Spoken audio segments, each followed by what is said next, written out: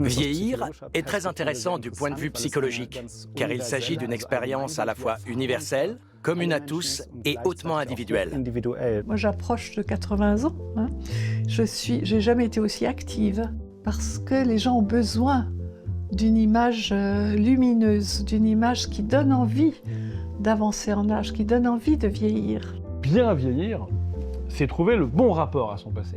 Bien vieillir, c'est avoir la bonne distance avec son passé. Savoir d'où on vient, savoir ce dont on hérite, mais pas du tout pour être simplement tourné vers le passé, pour en faire une force d'avenir.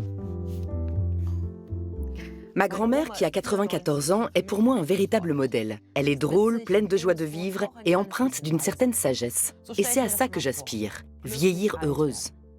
Mais pour être honnête, j'associe aussi souvent la vieillesse au déclin. Moins de force, moins d'options, moins d'avenir. C'est peut-être en partie parce que je ne vois sur les réseaux sociaux que des gens jeunes, heureux et rayonnants.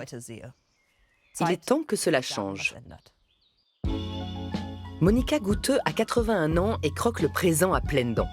En tant que biologiste marine, elle a voyagé dans le monde entier. Aujourd'hui, elle fait du rap dans une chorale de seniors, est bénévole pour Greenpeace et affronte ses rhumatismes avec bonne humeur. Comment parvenir à se réinventer à un âge avancé? Norbert Skrobeck est maître ramoneur à Berlin et il va bientôt prendre sa retraite. Une transition qui est loin d'être facile, car son métier fait partie de lui. Comment réorganiser sa vie lorsque sa carrière professionnelle touche à sa fin et qu'une grande partie de son identité disparaît avec elle? Quels repères, quels projets sont nécessaires pour bien vivre ce moment?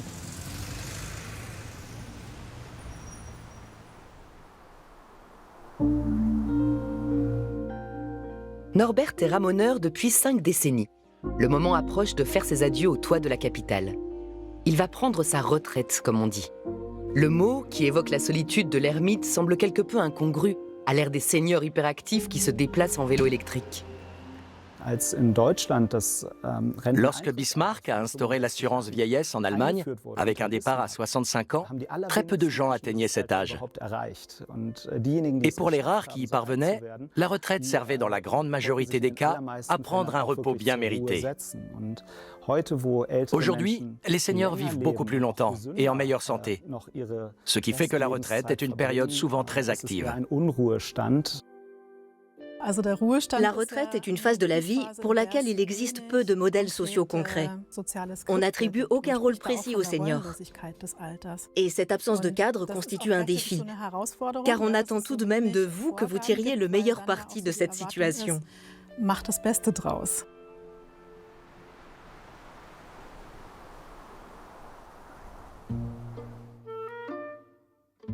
Norbert? Bonjour Ronia. Bonjour, monsieur le ramoneur. Grimpe, je vais t'aider. Super. On y est. Maintenant, il faut juste penser à ne pas tomber. Enchanté. Bienvenue. C'est haut, dis donc. Oui, mais c'est chouette d'être sur les toits. C'est une sensation incroyable. Moi, je suis ramoneur des villes. On peut travailler à la campagne ou en ville. Moi, c'est la ville. Et j'adore être ici, où j'ai une vue imprenable sur l'étendue des toits. C'est ce qu'il y a de plus beau pour moi. Tu es déjà tombé? Oui, 2 fois. Comment c'est arrivé? Par manque de vigilance. La première fois, c'était pendant mon apprentissage. Mon patron m'avait dit de toujours enrouler la corde pour ne pas marcher dessus. Si on ne le fait pas, elle risque de traîner par terre. Et si on marche dessus, c'est la chute. C'est arrivé pendant ma 3e année d'apprentissage. La corde s'est défaite, j'ai marché dessus et j'ai dévalé la pente du toit pour terminer ma course sur le replat d'une buanderie. C'est ce qui t'a sauvé? Oui.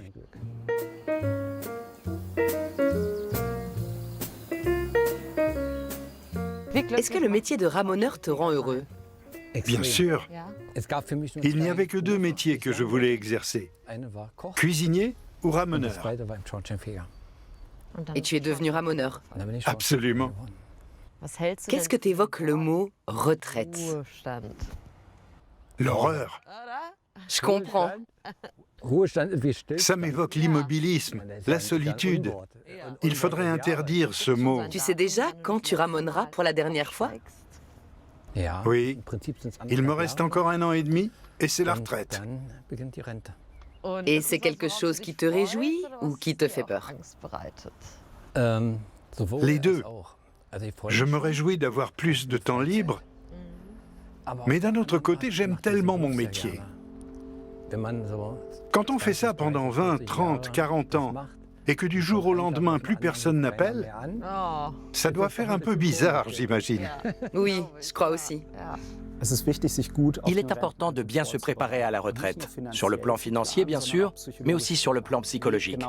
À quoi ressemblera mon quotidien quand je serai à la retraite? Sur quels liens sociaux pourrais-je compter?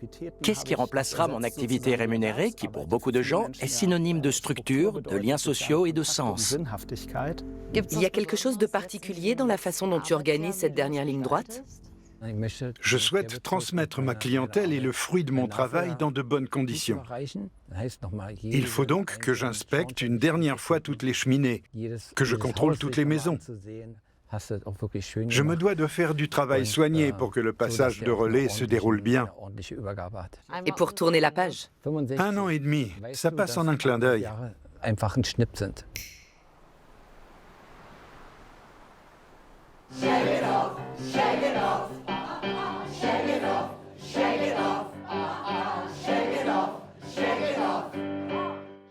Du point de vue psychologique, le bien vieillir s'accompagne avant tout d'une satisfaction subjective, d'un sentiment que la vie a du sens. Et il existe des moyens très différents d'y parvenir. Quand je travaille avec un groupe, ce groupe reste en lien après. Il crée un groupe WhatsApp. Et dans ce groupe WhatsApp, quand il y a quelqu'un qui traverse une épreuve, les autres le soutiennent. C'est-à-dire qu'il se met en place en ce moment ce que j'appelle une solidarité intragénérationnelle entre gens de la même génération. Bon, je vais me faire belle. Monica n'a réalisé son rêve de devenir chanteuse qu'à un âge avancé. Jeune femme, elle a dû travailler dur dans l'abattoir de son père. C'est contre la volonté de celui-ci qu'elle a tout de même passé son baccalauréat et fait des études supérieures. C'est pas parfait, mais ça passe. Comment vit-on le déclin du corps quand on a été toute sa vie forte et pleine d'assurance? Bonjour Moni. Bonjour Ronia. J'arrive. Ça marche. D'abord, c'est un paradoxe, vieillir. C'est-à-dire qu'on voit bien qu'il y a un déclin du corps qui est inévitable, mais tout n'est pas destiné à s'user et à diminuer. Au contraire, la pensée peut croître et il peut y avoir une ouverture au nouveau. Donc, en fait, vieillir, c'est une aventure. Coucou. Bonjour Ronia, bienvenue. Heureuse de faire ta connaissance. Sympa ton appartement. Tu as trouvé facilement? Oui, et tu as tous les commerces essentiels, du botox aux pommes, on trouve de tout dans ton quartier. Pas besoin de botox. Non, pas besoin. Non. Des centaines d'études ont montré qu'avec l'âge, la satisfaction dans la vie augmente, tout comme le bonheur et le bien-être. La raison, c'est que les perspectives d'avenir diminuent avec l'âge et que les gens essaient donc de rendre le présent aussi positif que possible. Si vous partez à l'aventure, vous y allez. Vous allez découvrir des choses nouvelles, vous y allez avec confiance, vous allez avec désir, avec énergie. Je pense qu'il faut aborder l'avancée en âge de cette façon-là. Il faut se dire, on y va. Tu es de celles qui restent sur leur balcon à regarder ce que font les voisins? Je n'ai pas le temps pour ça. Beaucoup s'imaginent faire la grasse matinée, prendre leur petit déjeuner tranquillement, passer la matinée à lire le journal, et tout à coup, il est déjà midi. Il me paraît donc important de réfléchir à ce dont on a besoin pour bien commencer la journée. Bouger les hanches, c'est bien. Oui, je le fais en statique. Lever les jambes, puis flexion. Tu le fais jambes tendues? Oui, bien sûr que je le fais jambes tendues. Qu'est-ce que tu crois? Tu es plus souple que moi. Mon téléphone me dit sans cesse que je ne marche pas assez. Je me sens un peu vieille. Pas possible. Je t'assure. Tu dois faire quelque chose. Un peu de joie de vivre, bon sang. Tu crois? Oui, ça joue. La joie de vivre libère les endorphines qui génèrent des pensées positives.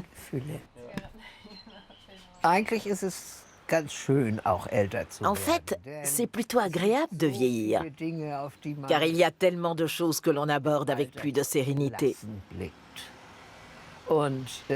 Par exemple? Tout le quotidien, en fait. Par exemple, je ne cours plus après le bus. Je n'ai pas envie de me prendre un gada. Et puis, je ne prends plus les choses autant à cœur. Surtout, c'est agréable d'être célibataire et de retrouver son indépendance. Je n'ai plus cette envie de faire l'amour. Et ça, c'est énorme. C'est pratique? Oui, très pratique. On sait que les gènes n'interviennent que pour 10 à 30% dans l'apparition des maladies et dans l'espérance de vie. Cela veut dire qu'on a la main sur les 70% restants, qui relèvent du mode de vie. Autant le savoir le plus tôt possible, car la prévention est d'autant plus efficace qu'elle commence très en amont. D'un autre côté, il n'est jamais trop tard, car même si une maladie se déclenche, on sait que la pratique régulière du sport, par exemple, permettra de mieux la surmonter et de prévenir l'apparition de nouvelles pathologies.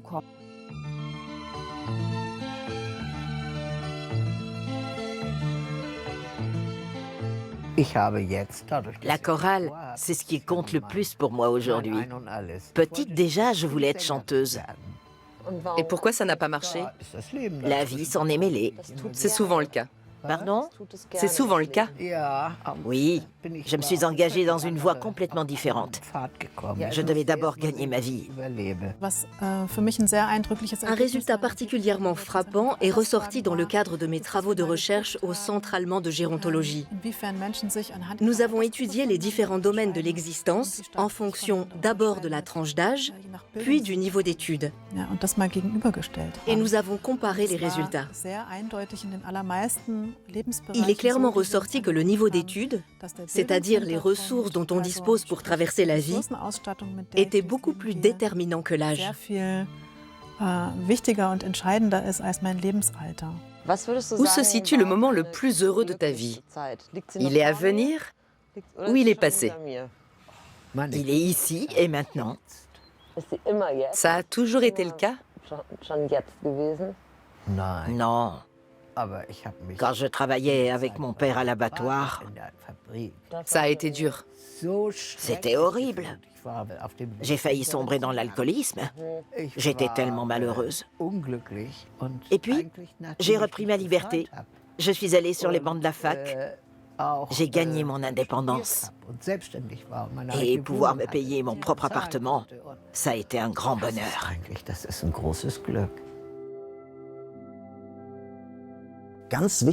Je pense qu'il est primordial, lorsqu'on fait un retour sur sa vie, de savoir mettre le point final, de se dire que tel chapitre est désormais derrière soi.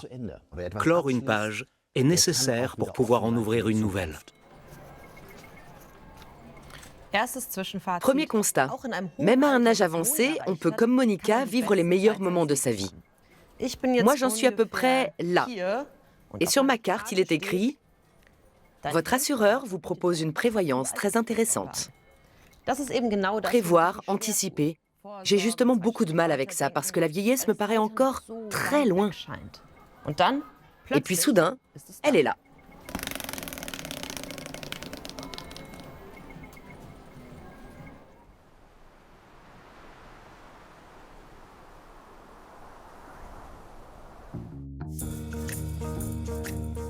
Pour anticiper cette nouvelle étape de vie, Norbert et sa femme ont emménagé dans un petit appartement moderne adapté aux seniors, avec ascenseur et chauffage au sol. Est-ce rassurant de prévoir ou est-ce que cela n'a pas un petit goût de sapin? Avec l'âge, on peut vouloir se délester du superflu. En Suède, il existe le concept du nettoyage de la mort. Cette pratique vise à donner, à léguer de son vivant une partie de ses biens. C'est une manière proactive de se préparer à l'idée que la vie prendra fin un jour. J'ai l'impression que c'est une tendance émergente. Les gens, aujourd'hui, prennent plus leurs responsabilités et choisissent de faire eux-mêmes le tri pour ne pas l'imposer à leurs enfants. Un appart de plein pied, c'est bien aussi, non? Oui, et ils ont construit la résidence de sorte qu'elle soit accessible au fauteuil roulant. Il y a aussi un bouton d'appel d'urgence. Si quelque chose arrive, on appuie dessus et il répond immédiatement. C'est génial. Parfait. Dans mon activité de ramoneur, je constate tous les jours que des personnes âgées vivent dans des logements trop grands qu'elles ne peuvent plus entretenir. Alors elles se replient, pour ainsi dire, dans une seule pièce, et les autres pièces se dégradent. J'avais peur de ça, et je me suis dit que je préférais vieillir dans la dignité. En Allemagne, les personnes âgées souffrent beaucoup de l'isolement. Vous avez l'impression tous les deux d'être à l'abri de ça? Ici, dans l'espace commun de la résidence, il y a beaucoup d'occasions de se rencontrer. Ma femme est très active. Tous les jours, il y a quelque chose qui est organisé pour l'ensemble des locataires. Ça protège de la solitude.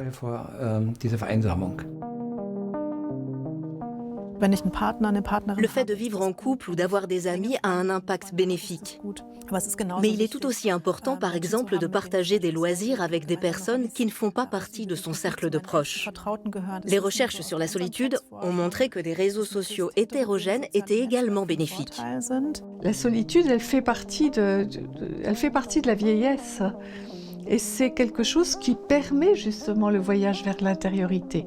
Il faut accepter, je dirais, apprivoiser sa solitude pour pouvoir rester en contact. Parce qu'on sait bien que les personnes qui sont bien avec elles-mêmes sont des personnes vers qui on a envie d'aller. C'est un paradoxe là aussi. Plus on assume, plus on apprivoise sa solitude, moins on est isolé.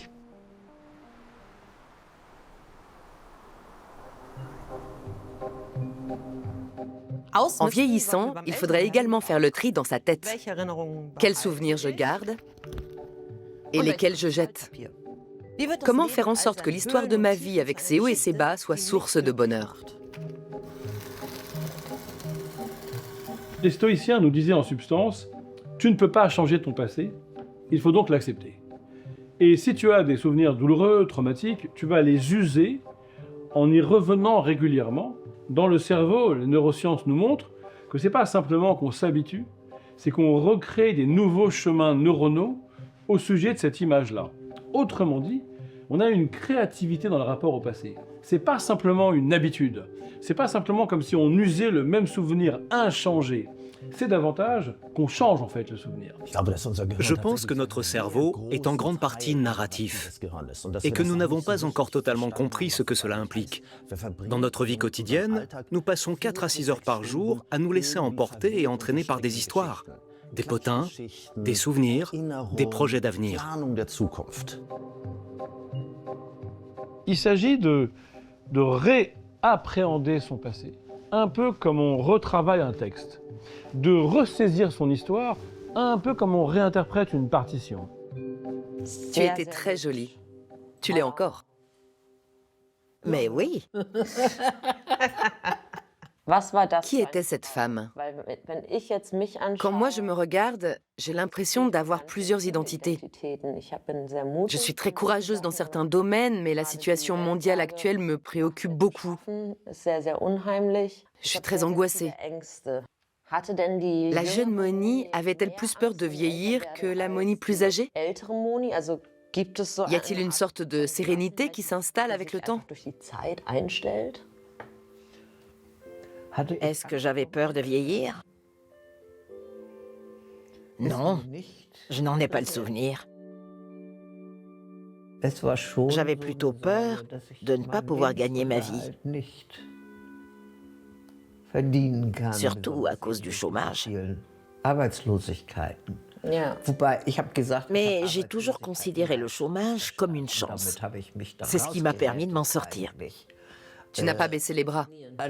Je n'ai pas baissé les bras. J'ai cherché partout. Je connaissais des tas de gens. Est-ce qu'il y a des moments où tu te sens à nouveau vraiment jeune? Oui, quand je suis sur scène et que je peux danser, chanter et gesticuler.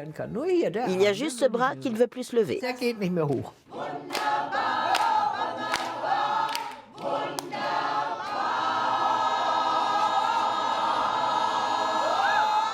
Wenn man so viel Eis, Pink, Grapefruit und Gin getrunken hat, Was ist man dann? Blau. So, und wir singen ab jetzt nur noch blau. Blau, blau, blau, pink, blau, blau, blau, pink, blau, blau, blau, pink. Blau, blau, blau, blau, blau, blau, blau, blau, blau, blau, blau. Also Eis, Pink, Grapefruit und Gin.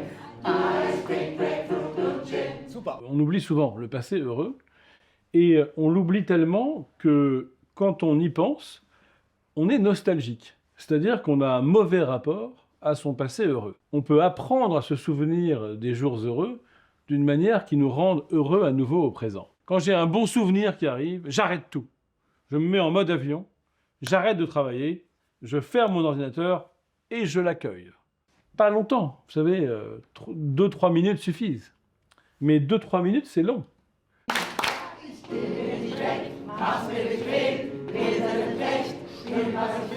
Il y a des exercices que je propose. Par exemple, j'enseigne la méditation. Pour bien vieillir, c'est très important de méditer 10 minutes par jour. Car au fond, le seul trésor des personnes qui vieillissent, c'est le présent. Le futur, il est plus ou moins court, on ne sait pas. Hein, on y va, mais on ne sait pas. Et je pense que la capacité de vivre le présent, c'est quelque chose qu'il faut absolument, qui s'apprend. Je crois que ça s'apprend.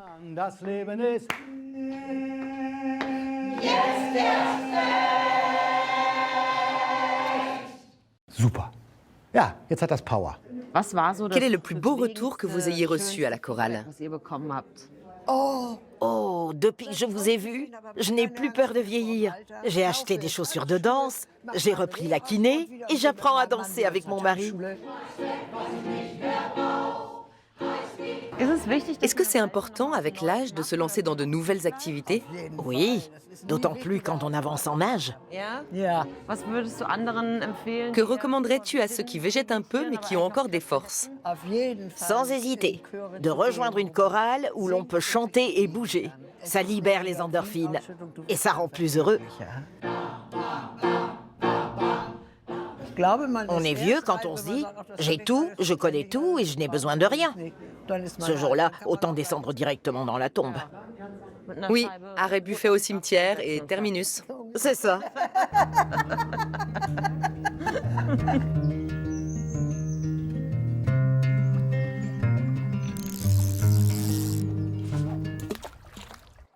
C'est à ça que ressemblera ta retraite? Des soirées au bord du lac? Oui, tout à fait, avec un verre à la main. Ne pas se soucier du lendemain et des rendez-vous avec les clients. Je suis quelqu'un de plutôt hyperactif, mais bizarrement, quand je pêche, je peux passer des heures à observer mon flotteur. Quel conseil donnerais-tu à ton ancien toi, maintenant que tu as mûri et que tu te rapproches de la vieillesse? Si on pouvait être de nouveau jeune avec l'expérience qu'on a engrangée, on éviterait bien des erreurs. J'ai fait pas mal de bêtises dans la vie. Oui, ceux qui disent avoir tout fait comme il faut mentent. À l'époque, je jouais beaucoup. Je jouais aux jeux vidéo, à Counter-Strike notamment. Avec mon équipe, on était vraiment bons. On a même participé au tournoi international de Dallas. Vraiment? Oui, à un championnat. Tu m'avais caché ça, dis donc? Oui. L'inconvénient, c'est que si tu veux atteindre un bon niveau, tu dois beaucoup jouer. Et je pense que ma famille en a beaucoup souffert. Ma femme m'a soutenu malgré tout. C'était une très mauvaise période pour moi et ça a été une grave erreur à l'époque de m'investir autant. Mais avec ma femme, j'ai tout fait comme il fallait. Elle appréciera. Oui, je ne peux pas me plaindre. On est toujours heureux quand tout va bien. Encore faut-il que ça aille bien et quand ça ne va pas. Quand ça ne va pas, il faut continuer d'avancer. Beaucoup de gens voient le verre à moitié vide. Moi, je dis que s'il est à moitié vide, on peut le remplir à nouveau. À partir d'un âge avancé, il devient encore plus important de faire un retour sur sa vie. de réfléchir à ce qu'étaient ses objectifs, à ce que l'on a réellement accompli, à la manière dont on a géré tout ça. Pour le psychanalyste Erik Erikson, l'une des tâches les plus importantes à partir d'un certain âge est de rendre son histoire cohérente pour soi-même, de se dire « j'ai accompli beaucoup de choses, et il y en a beaucoup d'autres que je n'ai pas accomplies, et c'est très bien ainsi ». Ensuite, voyager vers l'intériorité, c'est-à-dire se dire que c'est une aventure spirituelle au sens large. Quel est le sens de l'âge? Pourquoi je suis encore en vie à 90 ans? J'ai quelque chose à faire, j'ai quelque chose à transmettre. Avec l'âge, nous pouvons mieux choisir les expériences auxquelles nous voulons nous exposer une deuxième fois. Et nous ne sommes plus aussi vulnérables. Un jour, lors d'un anniversaire, un ami m'a pris à part et m'a dit « Fritz, est-ce que ce n'est pas chouette de vieillir ? Plus rien ne nous déstabilise vraiment. On est préparé au pire. »